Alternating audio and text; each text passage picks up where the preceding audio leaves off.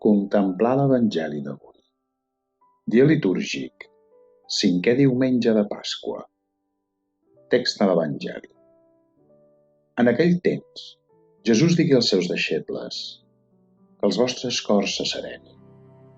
Creieu en Déu, creieu també en mi. A casa del meu pare hi ha lloc per a molts. Si no n'hi hagués, us podria dir que vaig a preparar-vos i estada. I quan hauré anat a preparar-vos-la, tornaré i us prendré amb mi, perquè també vosaltres estigueu allà on jo estic. I allà on jo vaig, ja sabeu quin camí hi porta. Tomàs li preguntà: Senyor, si ni tan sols sabem on vas, com podem saber quin camí hi porta? Jesús li respon: Jo sóc el camí, la veritat i la vida. Ningú no arriba al Pare si no és per mi. Si m'heu conegut a mi, també coneixereu el meu Pare.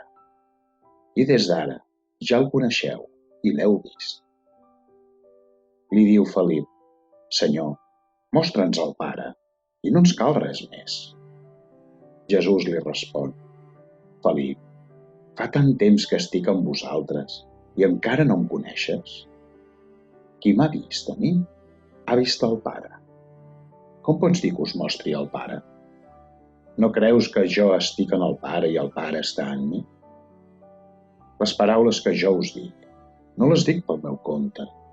És el meu Pare, qui està en mi, fa les seves obres. Creieu-me, jo estic en el Pare i el Pare està en mi. I si més no, creieu per aquestes obres. Us ho ben asseguro, qui creu en mi també farà les obres que jo faig, i encara en farà de més grans, perquè jo me'n vaig al Pare. Comentari: Pare Walter Hugo Perelló, Rafaela, Argentina. Jo sóc el camí, la veritat i la vida. Ningú no arriba al Pare si no és per mi. Avui, l'escena que contemplem amb l'Evangeli ens posa davant la intimitat que existeix entre Jesucrist i el Pare. Però no solament això, sinó que també ens convida a descobrir la relació entre Jesús i els seus deixebles. I quan hauré anat a preparar-vos-la, tornaré i us prendré amb mi, perquè també vosaltres estigueu allà on jo estic. Aquestes paraules de Jesús no solament situen els deixebles en una perspectiva de futur, sinó que els invita a mantenir-se fidels al seguiment que havien començat.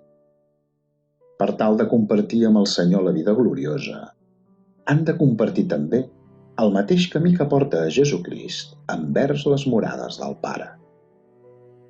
Senyor, si ni tan sols sabem on vas, com podem saber quin camí hi porta?